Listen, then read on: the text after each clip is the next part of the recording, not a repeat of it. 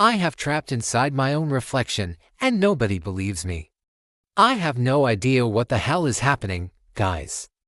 I don't know where he is, but I think he knows where I am because I can hear his voice. His voice is really familiar. Like when I talk to myself, but he's not talking to me. He's talking to somebody else. And I heard him say her name is Ava. Who is Ava? And why does he keep saying her name? Does she know what's going on? Does she know that I'm here? Please help me, guys. Have you ever looked into a mirror and felt that the person staring back isn't you? Or as if they know something about you that you don't even know yourself? Here are 5 terrifying stories from Reddit. And as always, stay tuned for our bonus story at the end. Have you ever looked into a mirror and felt that the person staring back isn't you? Or as if they know something about you that you don't even know yourself? When I moved into my new apartment, I couldn't help but feel like something wasn't quite right. It was spacious, bright, and in a great location, but there was something about it that I just couldn't put my finger on. As I began to unpack, I noticed that there was one room that seemed to be completely empty, with barely any furniture and no signs of life. I asked the landlord about it, but he simply replied that it was up to me how I wanted to use the space. I thought nothing of it and decided to ignore it. But as days passed, I couldn't shake this feeling that I was being watched. I would often hear strange noises coming from the empty room, and I started to feel on edge all the time. Then one night as I was walking through the corridor, I saw a reflection in a huge mirror that was hanging on the wall. I stopped in my tracks. It was my reflection, but it wasn't me. The person in the mirror didn't look like me at all. They had my face, but their body and clothing were different, and they seemed to be staring directly at me. I quickly looked away, trying to shake off what I had just seen. But as the days went by, the sightings became more frequent. I would catch a glimpse of the mysterious figure in the mirror, and every time it seemed to be a different version of me. I was starting to feel terrified, and I couldn't help but wonder who or what was behind the mirror. Was it a ghost? A parallel universe? Or something else entirely? Then I decided to do something crazy. I went to the empty room and pushed the mirror as hard as I could. To my absolute horror, the mirror didn't shatter, but instead the figure in the mirror vanished. I immediately regressed, heart racing, not knowing what to do next. I tried to tell people about what I had seen, but they just laughed at me. I felt isolated and alone, not knowing who to turn to for help. But I was determined to get to the bottom of this mystery and put an end to the nightmare once and for all. So, I did something that I never thought I would do. I called a paranormal investigator. When the investigator arrived, he confirmed what I had suspected all along. The mirror was the source of the problem.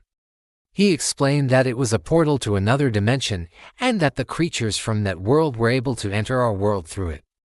He also revealed that the empty room was a conduit for their energy, and that the mirror was the key to closing the portal and banishing them back to where they came from.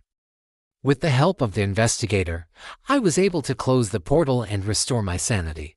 But I will never forget the fear and uncertainty that I felt during those dark days when I trapped inside my own reflection. Another user wrote, "Years ago, I used to work in a haunted house for extra cash during college. We had one room that was designed to be especially creepy. A large antique-looking mirror framed in old dark wood over a fireplace mantel. Below the mirror was a small table with a single candle ablaze. Most of our guests would walk through the room without a second thought. Some would stop and stare into the mirror a bit longer before moving on. A few even took pictures or video, and some wouldn't leave the room until we shut down for the evening. But every once in a while, a guest would come through the door and never move on. These people would stand in front of the mirror and talk to their reflections as if it was someone else in the room with them. I was never allowed to go into the room unless we were officially open for business. So, I only ever saw it happen twice. The first time was a young couple.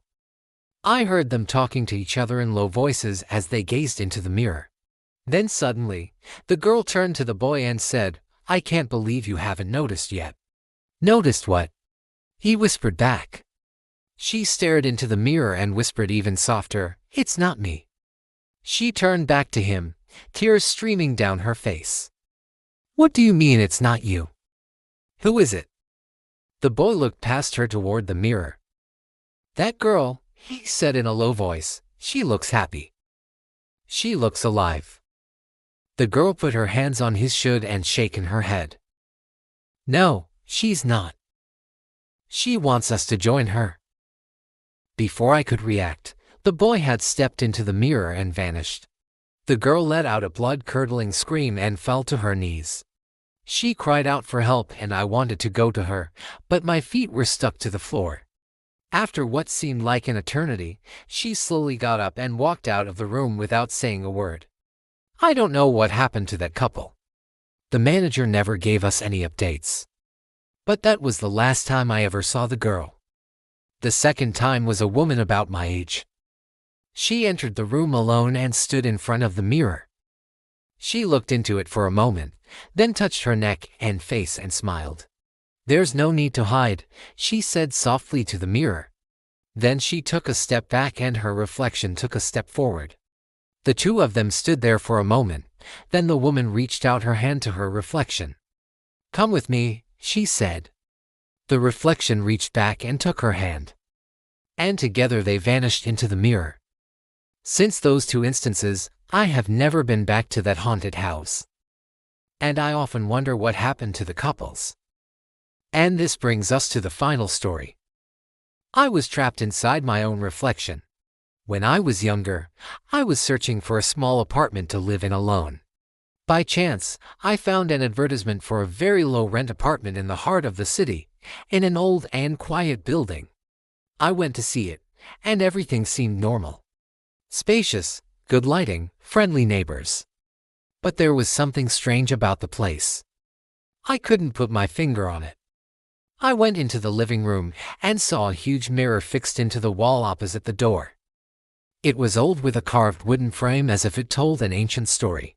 I asked the landlord if I could remove it, and he smiled nervously and said, "You can't. It's part of the wall. Just ignore it." At first, I didn't care. Just a mirror. Or so I thought. But as days passed, I began to notice something strange. Sometimes I feel my reflection lags a fraction of a second. As if I move, then it moves. And sometimes expressions appear on its face that I didn't make. A strange smile, or a suspicious sideways glance. One night as I was passing by, I saw my reflection standing still as I was moving. Then it smiled at me. I stood stunned, unable to move. My heart pounding, my hands sweating. Then everything returned to normal.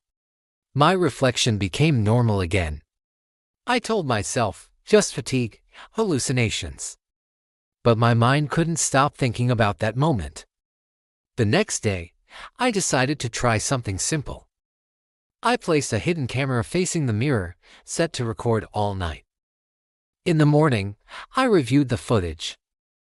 At 3:17 a.m., I saw a person who looks exactly like me walk out of the living room. He walks calmly, opens the fridge, drinks water, then returns and disappears into the darkness. But I was asleep in my bed. Is it sleepwalking? Impossible. It's never happened to me before. I replayed the video repeatedly, same thing. I began to suspect that the mirror isn't a mirror, but a window. I decided to inspect it. I tapped the frame, examined the corners, and found a small opening behind one of the sides. A small door, leading to a narrow and dark passage. I turned on my flashlight and entered. The passage was cold, clear, heavy. At its end, a room. But it wasn't just any room. It was an exact replica of my apartment. The kitchen on the opposite side, the furniture flipped, and the same mirror was there. I approached it cautiously and looked inside. And I saw myself, sleeping in my bed. Then suddenly, the reflection smiled, reached out, and stepped out of the mirror. I couldn't believe my eyes. I ran backward, but I couldn't move. I felt something cold piercing my chest. Then I fell into darkness. I woke up afterward, but in the mirrored room. I went to the mirror, looked through it, and I saw him. Me, in my apartment. Wearing my clothes. Answering my phone. Living under my name. And the worst. He seemed comfortable, normal. I tried screaming, knocking, screaming again. No one heard me.